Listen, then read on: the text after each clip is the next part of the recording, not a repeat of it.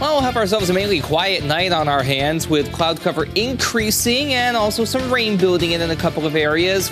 Low temperatures will vary depending on where you are. To the west will be in the upper 30s, south and east will be in the 50s, and we'll split the difference in between. Tomorrow, rain, especially in southeastern KELOLAND, elsewhere more dry than wet.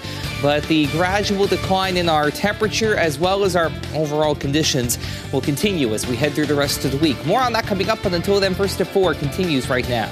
Live from KELOLAND Media Group. KELOLAND News, First at 4. We are learning new details this afternoon about the car that crashed into a home this weekend, including the person arrested.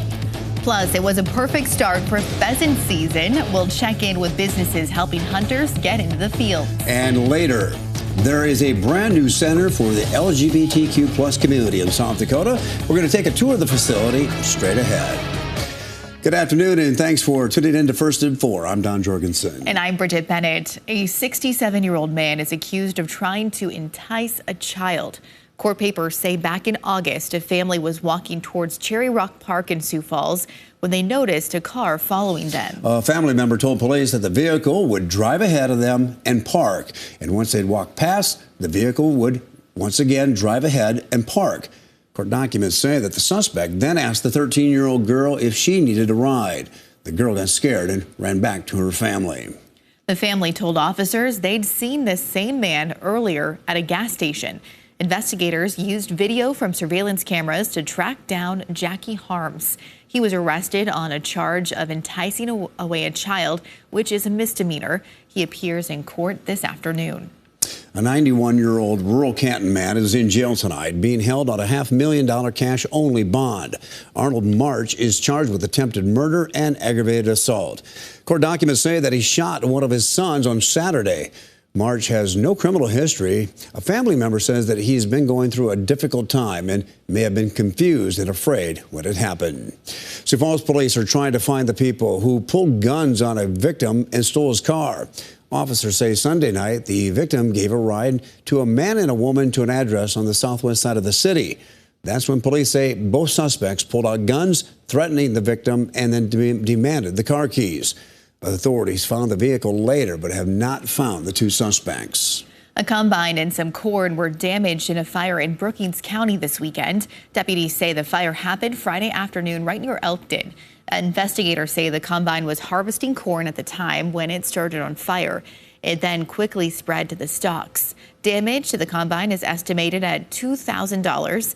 Damage to the corn was about $500. I would imagine there are a lot of farmers out in the field today. Yeah, still beautiful out there. You kind of wonder how long it's going to last. How long is it going to last, Adam?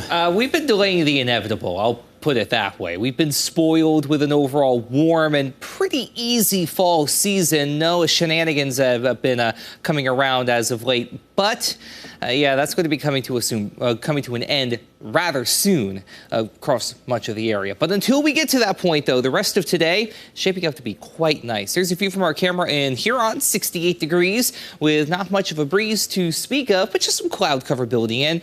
And that's really the only blemish to an otherwise very nice day. We got into the 70s again in Sioux Falls, 71 with a south wind at 5 miles per hour. By the way, our average high temperature for this time of year is in the 50s. So yeah, again, we are being spoiled. In terms of low temperatures, when we bottomed out earlier this morning, we had 30s out to the west, 40s though, near 50 for Sioux Falls and Spencer. But we have been able to rebound pretty nicely in many locations. We're in the 70s from Chamberlain to Sioux Falls, Yankton into Spencer, Valentine at 76, 68 degrees for Huron, 66 Aberdeen. But you notice though out to the west, modest gains there. 57 Custer and Rapid City, 54 in Spearfish, 50 toward Buffalo. So there is that cloud cover that you saw on our two cameras. Really just some fair weather stuff out there and nothing in terms of moisture to go on that. Even out west where the cloud cover is thicker, is just basically there for show. That's not going to be the case as we head later into the weekend, even later into the night for that matter. A southeastern KELOLAND for your day tomorrow, a dreary, rainy day with temperatures in the 50s and 60s, even near 70 towards Spencer. We're more dry than wet as you head up to the northeast, but decent bit of cloud cover at times. 50s across the board, near 60 toward Aberdeen and Huron.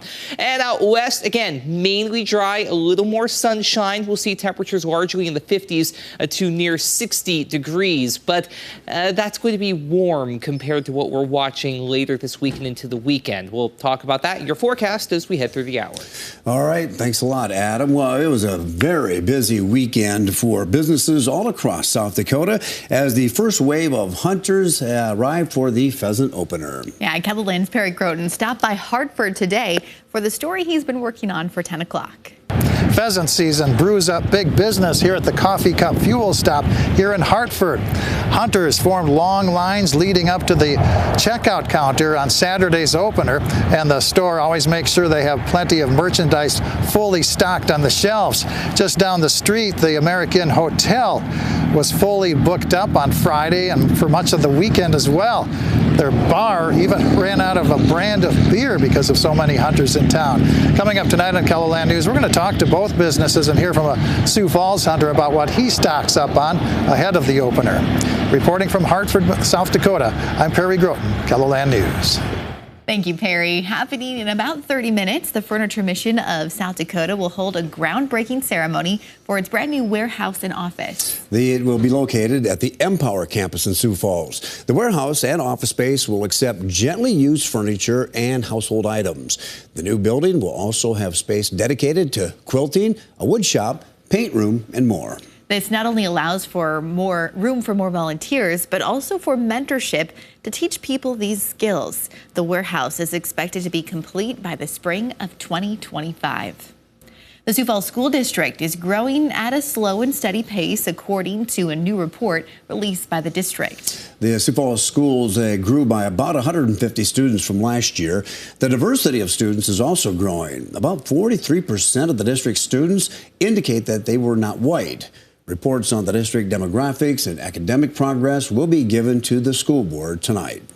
Digital reporter Ray Yost has details on those reports and a KELOLAND.com original on our website right now.